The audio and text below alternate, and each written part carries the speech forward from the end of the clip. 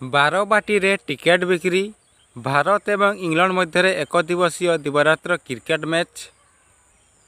ଏଥିପାଇଁ ଲାଗିଛି ଲମ୍ବା ଧାଡ଼ି।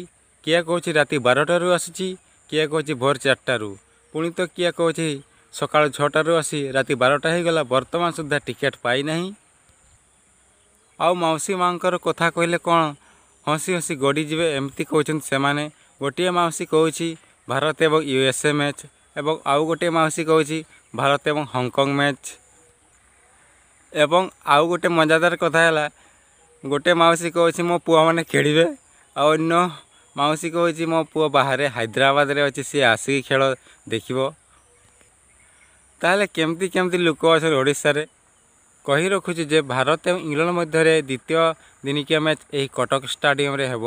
ରୋକ ଶେଷ ଥର ପାଇଁ ଓଡ଼ିଶା ମାଟିକୁ ଆସିବେ, କାହିଁକିନା ଏହାପରେ ଖେଳି ନ ପାରନ୍ତି ରୋହିତ ଶର୍ମା ଏବଂ ବିରାଟ କୋହଲି।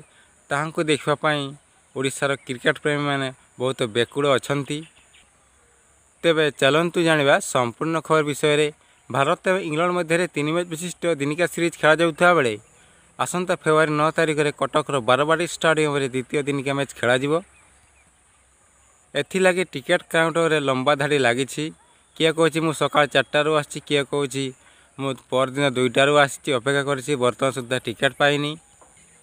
ଏବଂ କିଏ କହୁଛି ସକାଳ 9ଟାରୁ ଆସି ରାତି 9ଟା ହୋଇଗଲା, ବର୍ତ୍ତମାନ ସୁଦ୍ଧା ଟିକେଟ୍ ପାଉନି। ଏବଂ ମାଉସୀମାନଙ୍କ କଥା କହିଲେ ତ ହସି ହସି ଗଡ଼ିଯିବେ। ଗୋଟିଏ ମାଉସୀ କହୁଛି ମୋ ପୁଅମାନେ ଖେଳିବେ, ଅନ୍ୟ ମାଉସୀ କହୁଛି ଭାରତ ଏବଂ USA ମ୍ୟାଚ୍, ଭାରତ ଏବଂ ପାକିସ୍ତାନ ମ୍ୟାଚ୍, ଭାରତ ଏବଂ କାନାଡ଼ା ମ୍ୟାଚ୍, ଏମିତି କହୁଛନ୍ତି ମାଉସୀମାନେ। ମୋତେ ଲାଗୁଛି ସେମାନେ ଦେଖିବେ ନା କାହାକୁ ଦେବେ କିଛି ଜଣାପଡ଼ୁନାହିଁ, ଏମିତି ମାଉସୀମାନେ କହୁଛନ୍ତି।